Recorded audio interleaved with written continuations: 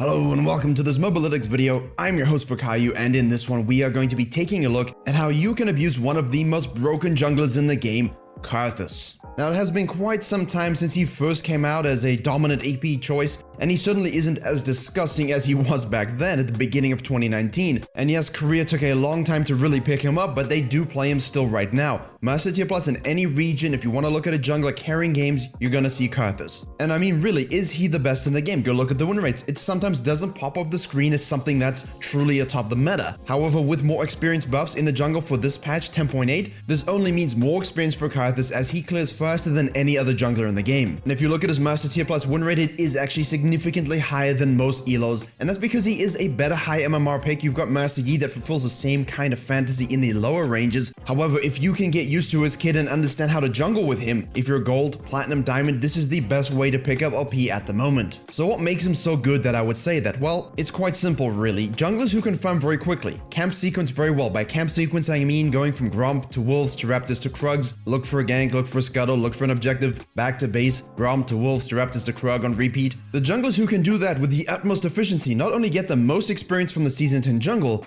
but if they can then gank without actually having to, be present, well, that sounds like a very overloaded kit. Like Shen in the top lane, you have to have good macro sense, looking at lane states, using your F keys, but once you master this awareness, this understanding of how to look at lanes while you farm the jungle, pressing R has never been easier. Pressing R to get harvest stacks, to amplify that Magi-Eyes, all of these things are ultimate scaling abilities that you can do without any threat. It also means when you have that Q, which does double damage to single targets by the way, and you have junglers invading you that don't really understand your power, you can slow them with a wall that scales up to 80%. You also have your E, which gives you mana back and also just creates the zone of evil and disdain that sort of surrounds your being, and as soon as anyone sits in it, they just burn with the tears of around 10,000 Youmuus. Of course, if you do get invaded by an aggressive jungler and they kill you and they don't do it well, well, you still get to live for a little bit. Your ethereal being rises from the ground, and for 7 seconds you can dish out spells, including using your ultimate.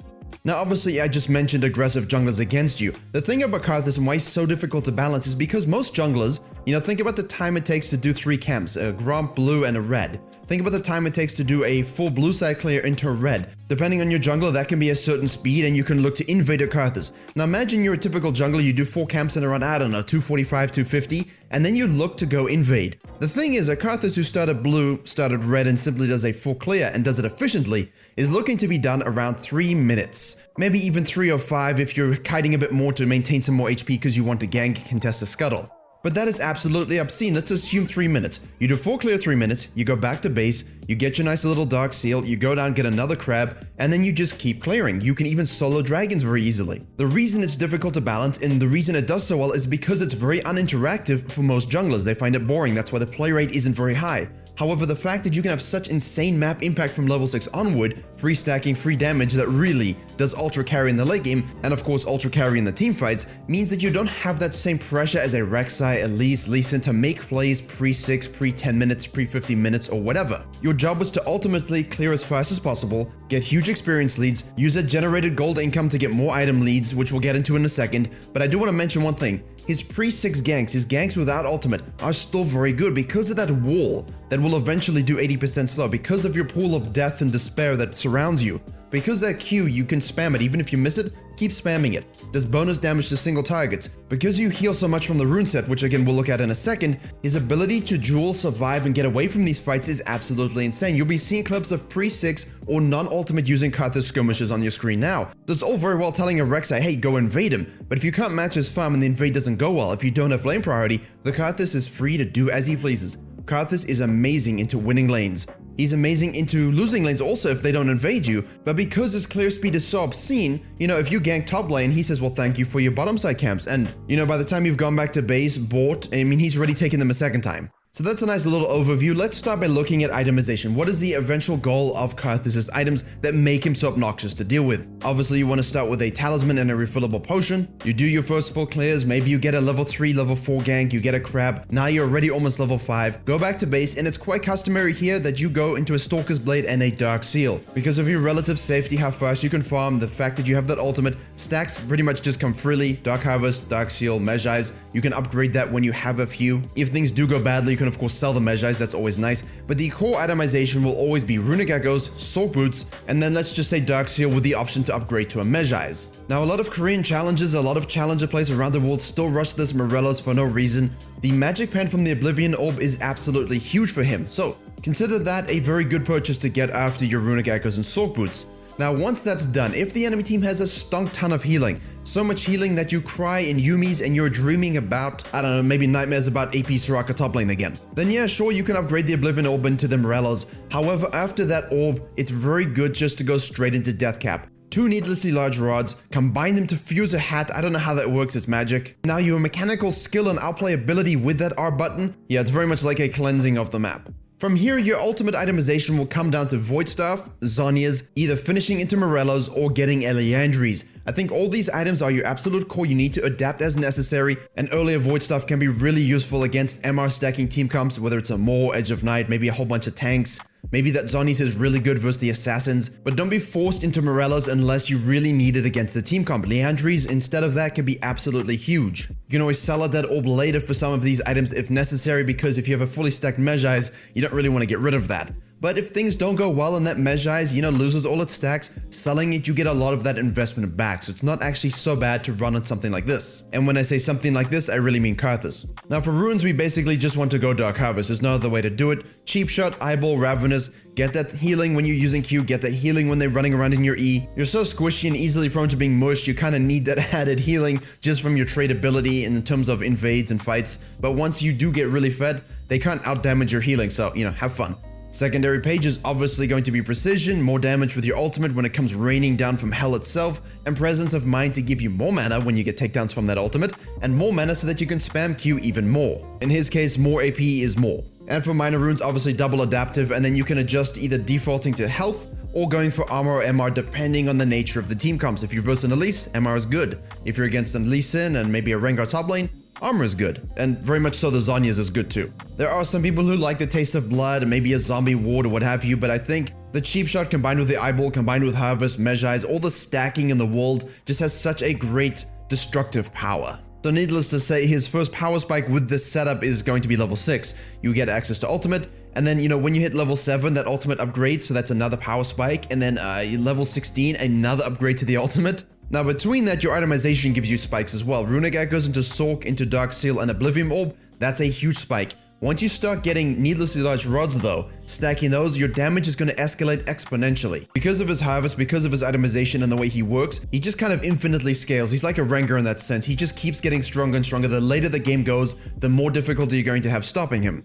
However, he can be very fed early. If you manage to do a full clear, get a gank level 4, level 5, rotate to a skirmish level 7, level 8 without your ultimate, any fights that you can do without your ultimate give you significantly more power. Do not think Karthus is only an ultimate bot. Yeah, he has those power spikes whenever you upgrade that. Yeah, he benefits directly from itemization to correspond to that damage, but any skirmish fights and objectives that you can secure for this late game fantasy is exactly what you're looking for. That's why you will see these challenger high elo Karthus' career, EUS, NA, wherever. They will actually look to gank a lot more than I've been indicating in this video. Yeah, his camp sequencing is amazing. Yes, he can farm faster than anyone else, but his counter jungling and counter ganking is really a strong area that you must use very frequently and as often as possible. However, you're not looking to fight the enemy jungler. You're not looking to invade and say, right, let's brawl. You're trying to farm as fast as possible so that you, 1, don't get counter jungled, 2, cannot be tracked efficiently, and 3, aren't perma-invaded by an Elise and a Rengar and a Rek'Sai, maybe even a Kindred. You're just not looking to really get into hands-to-hand unless it's opportunistic. You have lane pry, you have the jump on them, you can set up the trap with your W. But once you have an item lead, once you have a 2-3 level experience lead, okay, now you can actually start dueling, because yes, you die very quickly.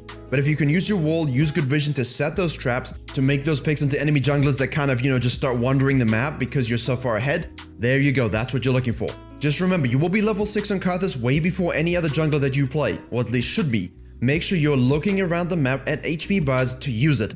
Get those harvest stacks. Yeah, you can get a lot of harvest stacks just from skirmishes pre-sigs, but using your ultimate is when it really drives home. Now, I mentioned in the beginning of the video his pathing and early game goals. You're trying to do a full clear by 3 minutes, look for a gank if possible, back to base, get a crab. That's all you're really looking to do. You will be 6 very quickly. Make sure that you're starting roots. You can do red if you like because you do sustain very well, but blue is obviously easier for newer junglers. Blue, Grump, Wolves, Raptors, red Krugs, straightforward, nothing complex about it. You can mirror that route, you can invade and do the same thing, but I don't recommend it because the gap between, say, invading their red side and then doing your blue side is significantly slower than simply making sure you control your whole jungle. The rush to 6 is important, but don't forget to react if necessary to fights and skirmishes in the rivers. Make sure if you have lane prior, you can test those crabs. It can be very good to start clearing on the bottom side, doesn't matter which side of the map you're on, just because of how quickly you recall ahead of enemy junglers. If you see them mid or top, that can always be a free dragon for you. Remember, you do those dragons and heralds very quickly. And on the note of herald, you have mid game. The whole time you're still looking to farm. Your camp sequencing should keep going. The thing is, the time between clearing Gromp into Krugs or Krugs into Gromp, you know, the full 4 camps, will get shorter and shorter and shorter as the game goes on, leaving you more time between. What are you doing between those farming sequences? In the mid game, you definitely want both heralds. If you can control and track the enemy jungler, get a gank off, use your ultimate well, get a dragon. Now we're looking to take plates with the first herald and then shove with the second. You should always look to have at least a 2-level lead on the enemy jungler by the mid game. He is still very, very strong. Here you maybe have a needlessly large rod, you've got a couple stacks in your seal, you have the orb, you have soak boots. You're going to notice that not so sneaky damage. Remember, in the mid game, when you have these skirmishes 2v2, 3v3, what have you, maybe a 5v5, use your wall very well to deny engages, to cut off entrances to dragon. You're doing the dragon, put your wall up. You're doing the herald, put your wall up. Stop the approaches. Obviously, do max the Q into E into W, so you're not going to get that 80% slow until the late game, but that takes us nicely into the late game purpose for Karthus. So when you come to the team fights, what is your job? Now, usually as an AP user, as a caster, you're sitting on the back lines, positioning well, making sure you can get your spells out. Karthus, you don't have as much of an issue. You want your E to actually be within the fight. You want your Q to be hitting targets. Now, that doesn't mean you run into the enemy team 1v5, yell Leroy Jenkins, and die. Yes, you can still cast spells, but if your team isn't in a position to follow up, that's not exactly what we're looking for. So when someone says with 15 deaths, hey, you know, I'm inting Karthus, 15 deaths, why aren't you following? Yeah, don't do that. Use your wall for those engages, use your wall to separate the enemy team, lay down your Q poke and keep spamming it. By this point, Presence of Mind is stacked. You most likely still have your blue buff. You should have a level lead. You can look to split push a little bit in terms of holding waves and shoving waves, but I don't recommend it as your occupation. If your team gets engaged on, you do have the ultimate, but his power is in using that Q to separate and do damage before fights even begin. If the enemy team has a whole bunch of divers and assassins, let them go ahead. You have your E, you have your Q. As soon as they do that, they're going to die. If the enemy team is sort of kiting back and likes to be engaged on, or that's at least what your team wants to do, you have this as well. And here is a little bit of nuance in terms of your ultimate usage. Yes, you can use it for cleanup, but do not be afraid to use your ultimate before a fight breaks out. If you have an engaged team comp, using that ultimate to break away shields, to do a whole bunch of damage so your Rengar can flank and get the assassination kill, that's also very good. Obviously, this is late game. We're less concerned about stacking Dark Harvest and more about winning the fight and maximizing our output. However, as always, don't waste your ultimate unnecessarily. If you wipe from a fight, you have bad positioning and you die, don't stubbornly not use your ultimate and spells. Spam it out, use your ultimate, maybe your team can actually end up cleaning up because, again, your damage is disgusting. But ultimately, he's pretty straightforward. His win rate is super good, his farming is insane, his clear speed is excellent. You simply max a Q into E into W. If you can apply jungle tracking to avoid being hard invaded, control your own jungle, the camp sequencing and the experience leads you're going to receive are going to be kind of shocking to you. You might not want to go to another jungler. I do recommend it if you want your soul to be repented, but for now, if you're wanting to sell it for some LP, this is the way to do it. So in summary, make sure you have that Ravenous Hunter page, Presence of Mind, really nice core itemization in terms of Runic Echo Soak Boots. Don't blindly go into Morellos. Remember, Liandry's exists,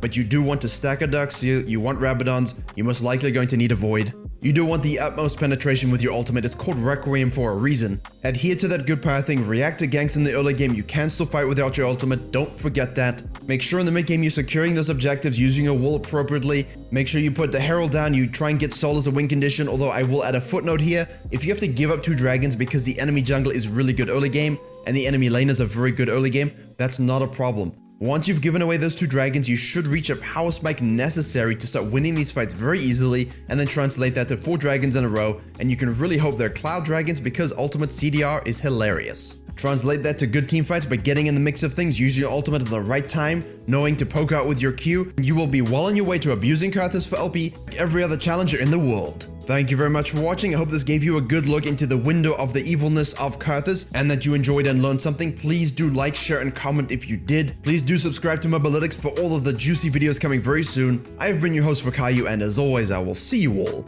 in the next video.